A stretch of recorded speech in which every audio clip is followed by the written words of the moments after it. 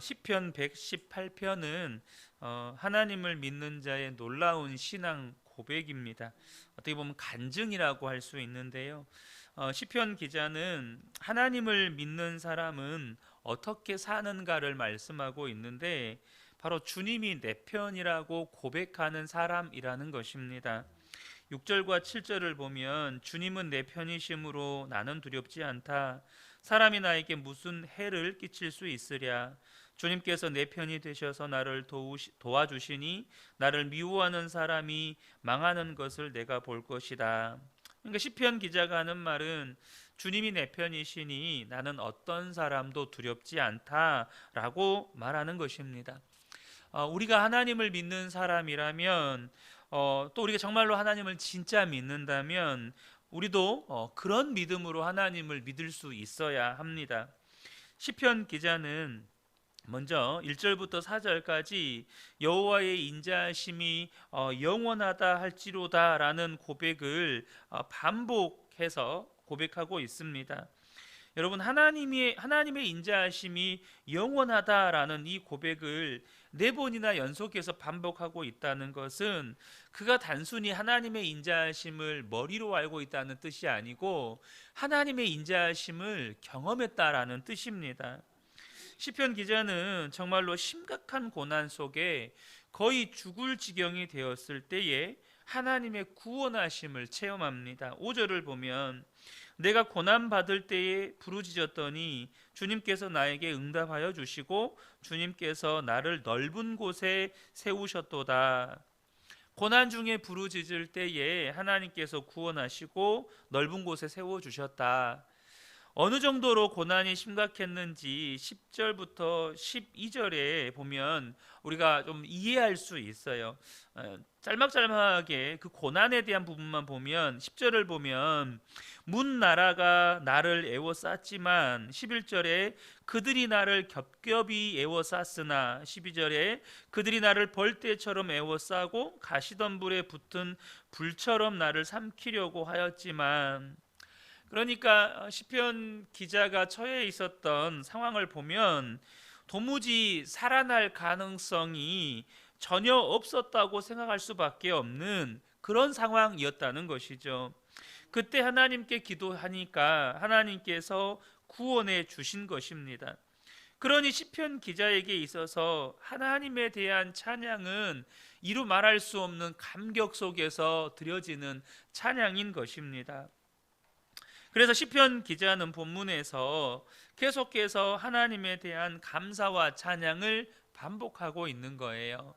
여러분, 감사와 찬양은 하나님의 구원을 경험한 사람들에게서 나오는 놀라운 그 반응인 것이죠. 여러분은 주님은 내 편이시다라고 담대하게 고백할 수 있는 믿음을 가지고 계신가요? 하나님을 믿지만 하나님이 내 편이시다라고 고백하지 못하는 사람들이 상당히 많아요. 왜 그렇습니까? 자기의 형편과 처지를 보고 하나님이 내 편인지 아닌지를 판단하려고 하기 때문입니다. 하는 일마다 잘 되고 자녀들도 다 성공하고 몸도 건강하고, 그러면 하나님은 내 편이시구나, 그렇게 생각하는 거죠.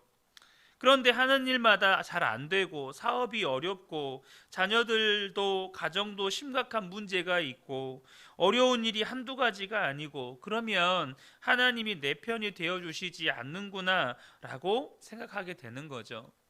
여러분, 만약에 다윗이 자기가 처해 있는 처지나 형편을 통해서 하나님이 내 편이시다 아니다를 판단했다면 다윗은 절대 하나님이 내 편이라고 고백할 수가 없는 사람입니다. 다윗의 삶에 있었던 그 수많은 고난들은 여러분 우리의 상상을 초월하는 그런 고난들이었거든요. 여러분, 이렇게 자기의 처지와 형편에 근거를 둔 믿음은 정말 위험한 믿음입니다. 절대 그렇게 우리가 예수님을 믿으면 안 된다는 거예요. 우리 모두에게 하나님은 내 편이시라고 말할 수 있는 확실한 증거가 있습니다. 이사야 43장 1절을 보면 야곱아 너를 창조하신 여호와께서 지금 말씀하시느니라. 이스라엘아 너를 지으신 이가 말씀하시느니라. 너는 두려워하지 말라. 내가 너를 구속하였고 내가 너를 지명하여 불렀나니 너는 내 것이라. 여러분, 이 말씀은 하나님의 말씀이 나에게 주시는 약속의 말씀이라고 믿는 모든 자에게 적용되는 말씀입니다. 하나님이 너는 내 것이다 라고 말씀해 주고 계셔요. 여러분, 이 말씀을 믿으시죠? 하나님이 내 것이다 라고 말씀하신 것을 부정할 수 없는 증거가 바로 십자가입니다. 하나님께서 지옥에 갈 수밖에 없는 죄인인 나를 대신해서 십자가에서 죽으셨습니다. 하나님이 내 편인가 아닌가 더 이상 따질 것이 없다는 거예요. 히브리서 3장 1절을 보면 예수를 깊이 생각하라라는 말씀이 기록되어 있습니다. 제가 자주 인용하는 말씀인데요. 저와 여러분이 정말로 예수님을 바라보고 예수님을 깊이 생각해 보면 마음에 하나님이 정말로 내 편이시구나 라는 고백이 저절로 나옵니다. 여러분, 성령님이 지금 우리 안에 와 계셔요. 하나님이 내 편인가 아닌가는 성령님이 내 안에 계시는 것을 보면 확실하게 알게 되는 거죠. 우리 모두에게는 하나님이 내 편이시라고 하는 너무나도 분명한 증거, 바로 십자가와 내 안에 계신 성령님이라는 증거가 있다는 거죠. 그런데 이 주님이 내 편이시라고 확신에 차서 고백하는 것이 한편으로는 아주 위험한 신앙일 수 있다는 겁니다. 아주 이기적이고 자기중심적인 믿음을 가진 하나님조차 내 소유로 생각하는 거예요.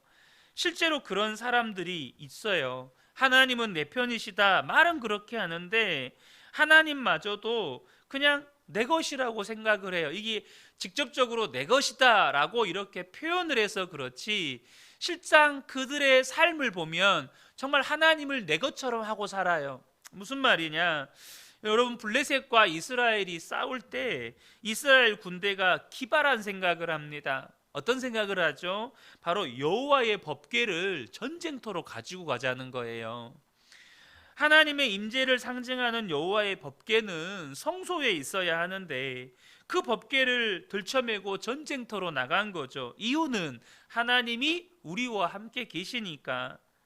법궤가 있으니 이것보다 더 분명한 증거가 어디 있겠는가? 여호와의 법궤까지 메고 왔으니 하나님이 가만히 계시겠는가? 하나님께서 지켜주시지 않겠는가? 하나님이 이 전쟁을 승리하게 하시지 않겠는가? 여러분, 결과가 어떻게 되었습니까? 그들이 블레셋에게 대패를 합니다. 그리고 여호와의 법궤는 빼앗겨서 가나안 우상들의 신전에 처박히게 돼요. 하나님이 내 편이라고 그렇게 외치고 여호와의 법궤까지 가지고 왔는데 이게 무슨 꼴입니까? 하나님이 내 편이라고 하는 것에 있어서 중심이 자기 자신인 거예요. 말을 해도 생각을 해도 행동을 해도 철저하게 자기 중심인 겁니다. 하나님은 내가 생각하고 말하고 행동하는 것을 도와주셔야 하는 분인 거죠. 마치 하나님을 도깨비 방망이처럼 생각하는 거예요. 하나님, 금 나오게 해주세요. 하나님, 은 나오게 해주세요. 하나님, 내가 이번에 하는 사업 잘 되게 해주세요. 하나님, 우리 자녀들 다 잘 되게 해주세요. 여러분, 내가 한번 옳다고 하는 일은 무슨 일이 있어도 안 바꿔요. 심지어 하나님도 못 바꿔요. 내가 옳다고 여기는 거는 곧 죽어도 옳은 거예요. 이런 믿음을 가지고 있는 사람에게는 주님이 내 편이라고 하는 고백이 화가 되는 거예요. 오늘 이 방금 말씀드렸던 이스라엘 백성들, 엘리 제사장의 두 아들 홈니와 비느하스가 법궤를 전쟁터로 가지고 가요. 근데 그것이 이스라엘 백성들에게 저주가 됐다고요. 링컨 대통령이 부임했을 때 미국의 남북 전쟁이 일어나잖아요. 노예 해방을 외쳤던 북부군과 여전히 노예 제도를 외쳤던 남부군의 전쟁이 벌어졌습니다. 국보군이 이제 막 계속해서 밀릴 때 어느 한 부하가 링컨에게 이런 말을 했어요. 우리는 노예 해방을 위해서 전쟁을 하는데 하나님이 우리 편이시겠죠. 여러분, 노예 해방이라고 하는 거 여러분 어떻습니까? 하나님 뜻 맞잖아요. 하나님이 원하시는 거잖아요. 노예를 해방시키는 거. 그런데요, 하나님이 내 편인가가 중요한 게 아니에요. 링컨이 이렇게 대답합니다. 하나님이 내 편인 것이 중요한 게 아니고 우리가 하나님 편이 되어야 합니다. 여러분, 하나님이 내 편이라고 말할 수 있는 사람은 어떤 사람일까요? 내가 하나님 편이 된 사람만 하나님이 내 편이라고 말할 수 있는 거예요. 우리가 어릴 때 부모의 돌봄 가운데 자라잖아요.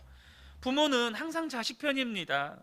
언제나 부모님은 내 편이 되어주는 거예요. 그런데 우리가 부모가 돼보면 비로소 깨닫습니다. 그때 아버지가 이런 생각을 하셨겠구나. 그때 어머니가 이런 심정이셨겠구나.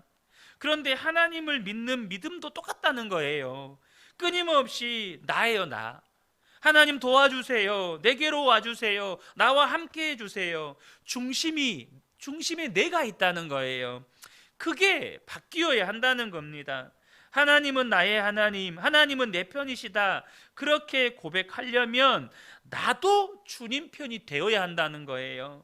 내가 주님 편이 되어야 주님이 내 편인 거예요. 항상 주님 편에 서기를 힘쓰면 주님이 내 편이라고 고백하면 고백할수록 하나님의 영광이 드러나는 것입니다. 시편 118편의 기자는 주님이 내 편이라고 그렇게 외쳤는데 그가 고백하고 노래하는 것을 보면 철저하게 하나님 편이었던 걸 알 수 있어요. 철저하게 하나님을 향하여 있어요. 8절과 9절을 보면 주님께 몸을 피하는 것이 사람을 의지하는 것보다 낫다. 주님께 몸을 피하는 것이 높은 사람을 의지하는 것보다 낫다. 여러분, 하나님을 믿는다고 하면서도요, 하나님보다 사람이 커 보이는 분들이 많아요. 시편 기자는 아니었다는 거예요. 하나님께 피하는 것이 지위가 높은 사람을 의지하는 것보다 훨씬 낫다는 거예요. 그는 어떤 사람도 비교할 수 없이 크신 하나님을 분명하게 알고 있었던 것입니다. 그래서 그는 어떤 일이든지 하나님께 나에게 와주세요 라고 하지 않고 그가 하나님께로 피했다는 거예요. 그가 하나님께로 나아갔다는 거예요. 철저하게 하나님 중심이었습니다. 여러분, 내 생각에는 이거 말하지 마세요. 하나님은 뭐라고 생각하실까? 하나님의 생각은 무엇일까? 하나님은 나에게 뭐라고 말씀하시나? 하나님은 내가 뭘 하기를 원하시나? 내 생각에는 이게 옳고 내 생각에는 저게 그르고, 이게 자기중심적인 생각인 거예요. 이게 자기중심적인 신앙이라는 것입니다. 10절과 12절에 보면 주님의 이름으로 원수를 물리쳤다고 고백을 하는데요, 12절만 보겠습니다. 그들이 나를 벌떼처럼 에워싸고 가시던 불에 붙은 불처럼 나를 삼키려고 하였지만 나는 주님의 이름을 힘입어서 그들을 물리쳤다.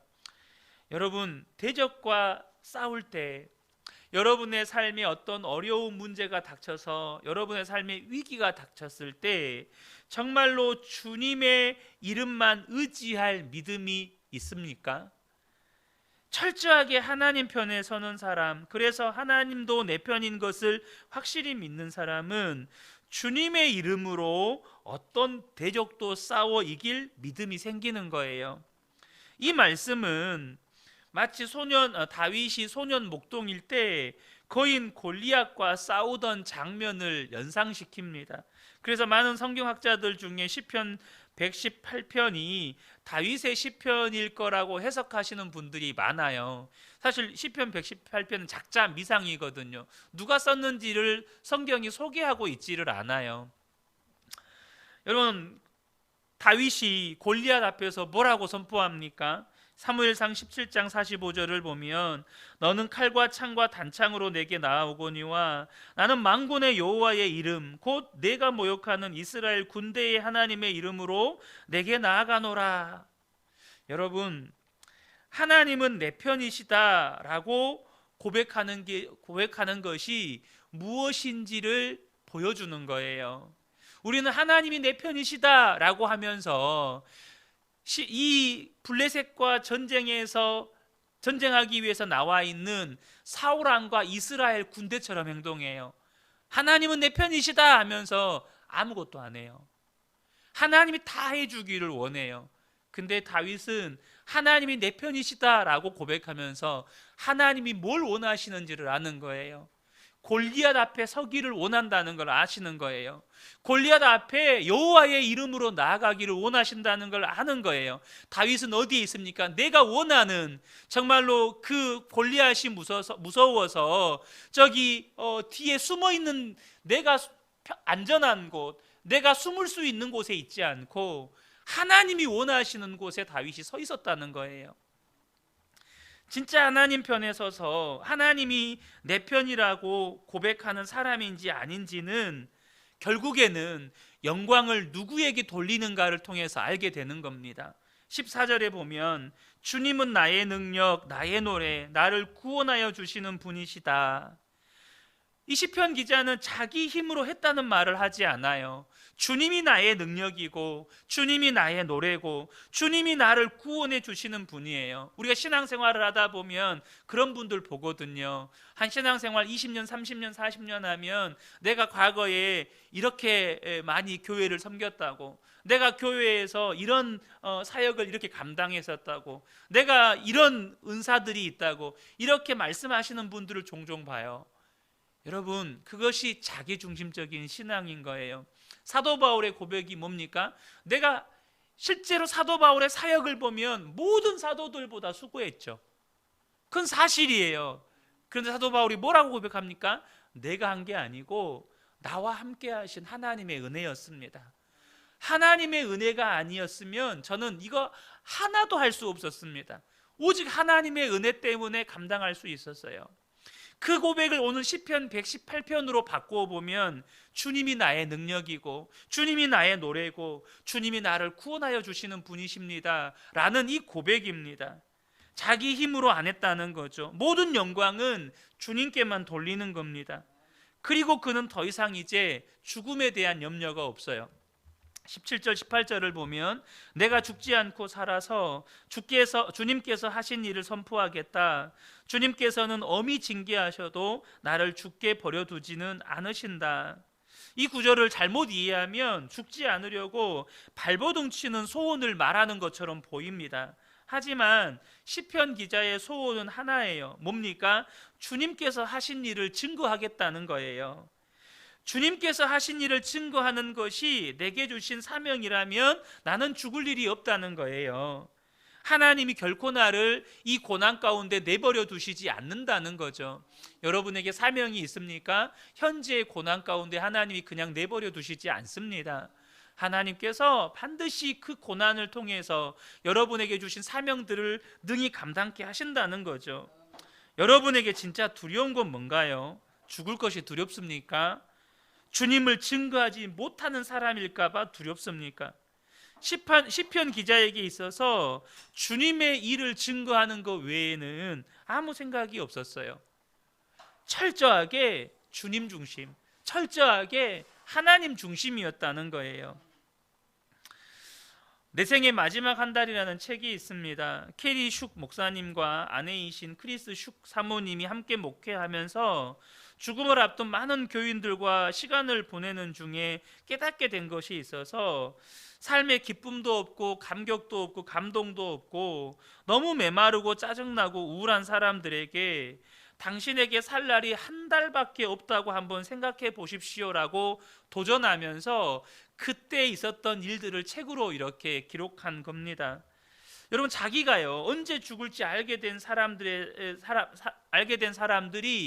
그 남은 한 달의 시간을 얼마나 가치 있게 쓰는지를 보고 깜짝 놀랐다는 겁니다.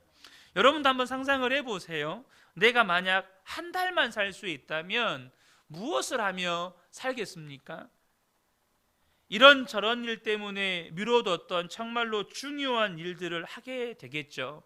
아침에 일어났을 때 하루가 감격스럽고 하루하루가 너무너무 감사하고 소중한 거죠.